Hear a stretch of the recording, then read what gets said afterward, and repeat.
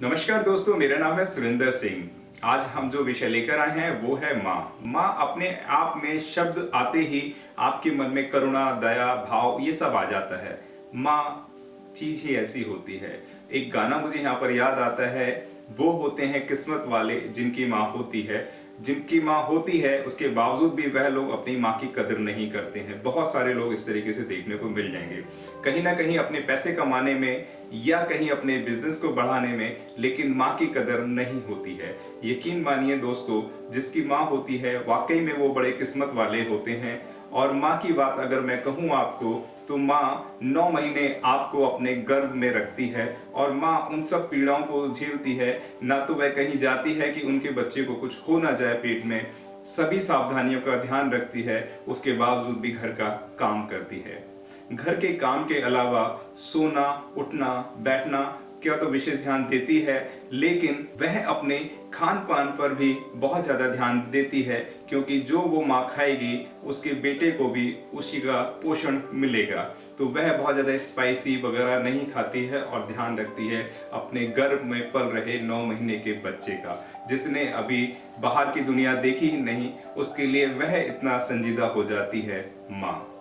माँ के ऊपर ढेरों सारी कविताएं होती हैं, ढेरों सारे लेख मिलेंगे, लेकिन बहुत सारी माँओं को ऐसे लोग मिलते हैं जो माँ की कदर भी नहीं करते। मेरे जीवन में भी एक दर्दनीय विषय रहा था इस तरीके का। मैं अपने मित्र के पास गया था और जब मैं उनके घर पे गया तो पड़ोस में से बहुत जोरों से आवाज आ रही थी। तो मैंने उससे पूछा, क्या हुआ ऐसा जो ये आवाजें आ रही हैं? तो उसने बड़े असमंजस में जवाब दिया कि मेरा दोस्त अपनी माँ को मार रहा है और वो कह रहा है कि मैं वैष्णो देवी जानना चाहता हूँ, उसके लिए मुझे आप पैसे दे दें।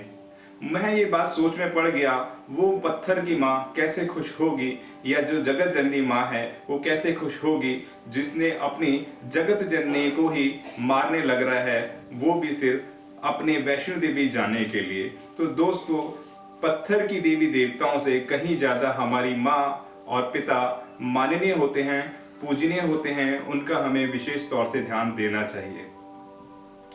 फिल्मों में भी आपने 2 तरह की माँ देखी होंगी। एक वो माँ जिसने राम को 14 वर्ष का वनवास दे दिया, एक माँ जो विचलित होती रही, परेशान होती रही और उसने भी अपने राजमहलों का त्याग कर दिया। माँ आपको फिल्मों में भी देखने को मिलेंगी, एक ललिता पवार और दूसरी आप समझ सकते हैं जो करुणा भाव में हमेशा दिखाई देती रहती है। माँ जब आपका जन्म होता है तो माँ आपको सूखे में सुलाती है और वह खुद गीले में सोती है।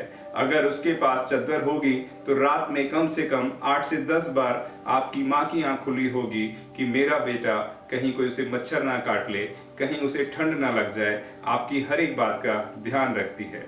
आपके रोने से पहले आपको दूध पिलाने का भी ध्यान देती है कि मेरे बेटे को भूख लगी होगी।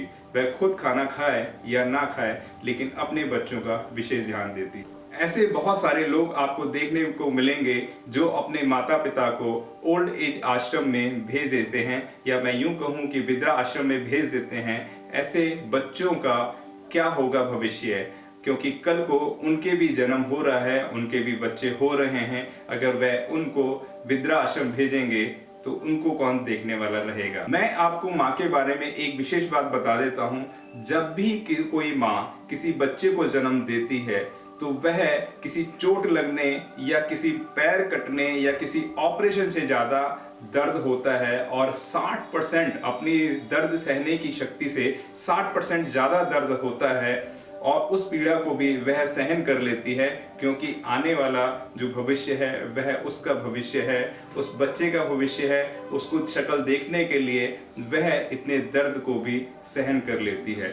तो माँ, दुनिया में कोई भी ऐसा व्यक्ति, महिला, पुरुष नहीं है जो इतने दर्द और पीड़ा को सहन कर ले। सिर्फ एक माँ है जो वो सहन कर सकती है। इसलिए माँ की कदर करें, पिता की कदर करें, क्योंकि माता पिता जीवन में एक ही बार मिलते हैं और उनकी जो कदर नहीं करता उनका भविष्य आप समझ सकते हैं। यह वीडियो दोस्तों कैसी लगी हमें कमेंट बॉक्स में लिखकर बताएं, और आप अपने माता पिता के बारे में क्या सोचते हैं ये भी हमें बताएं, और वीडियो को लाइक, शेयर, सब्सक्राइब करना बिल्कुल भी ना भूलें।